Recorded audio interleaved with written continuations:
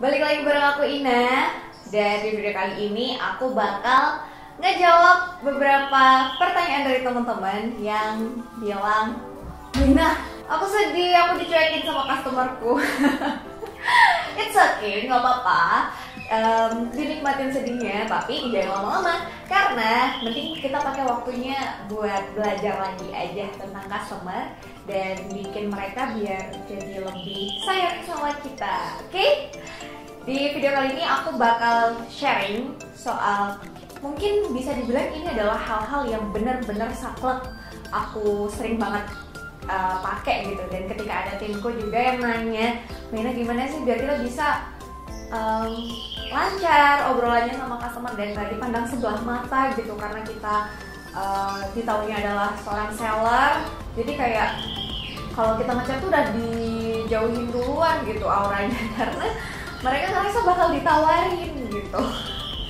Oke, yang pertama kali yang harus dilakukan itu adalah satu, emang jangan pernah berjualan teman-teman. Jadi kita memang seni dalam hal yang namanya service itu menurut aku adalah kita tuh sebenarnya jualan, tapi nggak kayak orang jualan gitu. Karena tadi aku bisa bilang jangan pernah menjual sesuatu gitu, jangan pernah berjualan.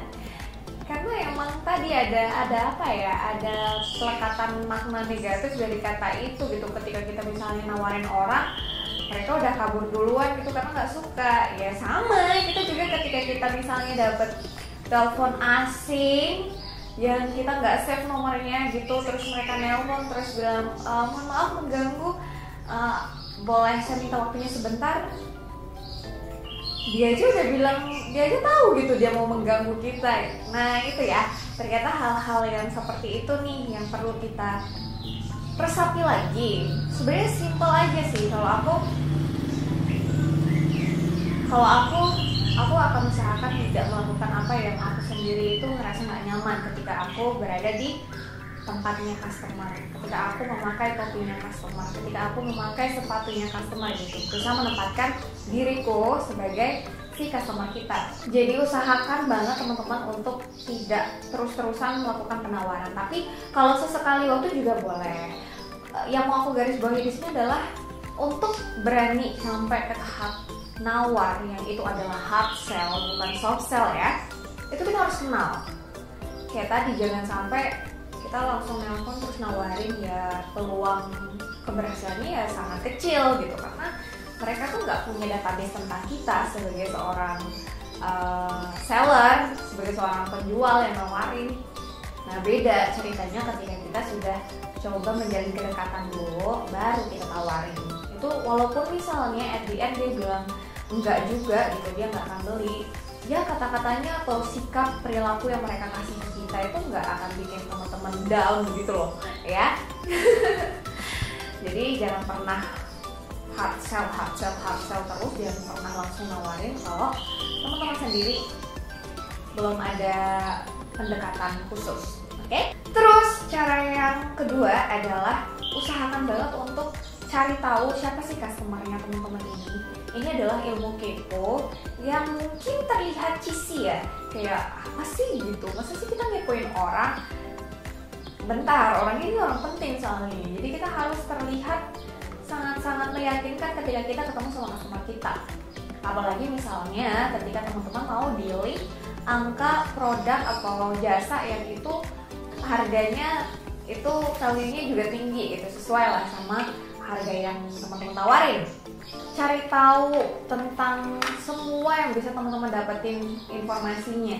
Ini akan ngebantu banget teman-teman bisa mendapatkan obrolan dan topik pembahasan yang itu ngalir dengan natural banget tanpa dibuat-buat gitu. Jadi kayak lakukan riset sebelumnya, risetnya desktop research aja, cari tahu mulai dari demografisnya. Aku pernah kan di video sebelumnya ngasih tahu apa aja sih yang perlu kita tahu, database-nya customer nih yang harus kita punya. Aku nyebutnya adalah customer mapping ya. Jadi dari demografisnya, psikografisnya, geografisnya, sampai behavioralnya gitu. Benar-benar keempatnya ini ternyata sangat-sangat apa ya, ngebantu banget buat aku bisa deket sama customer. Even misalnya customernya adalah customer yang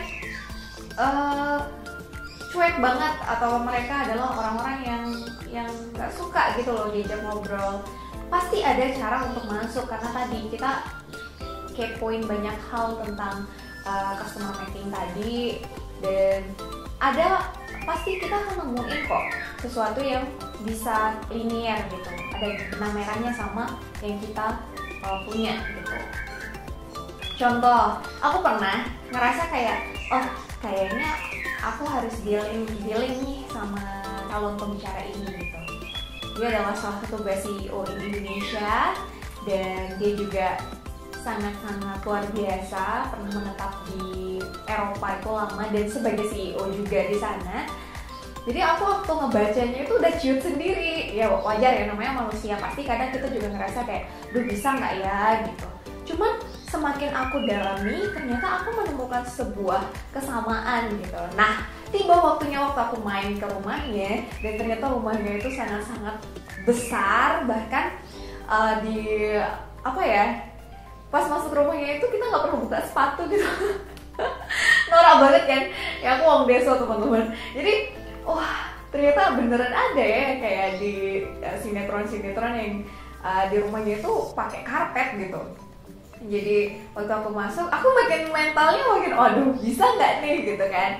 Ternyata tapi ketika kita tadi sudah membekalkan diri kita dengan sebanyak-banyaknya informasi tentang beliau, entah tadi kita berbicara soal customer atau ini aku dalam hal negotiate ya, menarik banget. Aku malah nemu hal yang ternyata kita punya kesamaan gitu dalam hal membaca. Itu yang membuat aku kayak, oh ternyata bapaknya juga suka baca, dan ada salah satu buku yang memang sedang sama-sama kita baca. Jadi, dan beruntungnya aku udah selesai membaca, jadi aku bisa kasih spill apa yang menarik di part yang mana kayak gitu. Dan ini membuat obrolan seterusnya itu malah lebih relax, dan aku bisa bilang di akhir kita malah mencapai kesepakatan kayak gitu. Nah, hal-hal ini sih yang ternyata ilmu kepo itu kalau ditaruh di tempat yang tepat itu bakal membantu kita banget untuk menyelesaikan dengan cepat apapun yang kita mau. Dan aku merekomendasikan cara ini untuk teman-teman juga ketika mau deket sama customernya, pengen dicintai sama customernya gitu ya. Oke, ini nih yang terakhir yang nggak kalah seru menurut aku, dan ini yang works juga, yang sering banget aku lakukan ke customer sehingga tercipta hubungan yang sangat intens dan kedekatannya bener-bener seperti teman.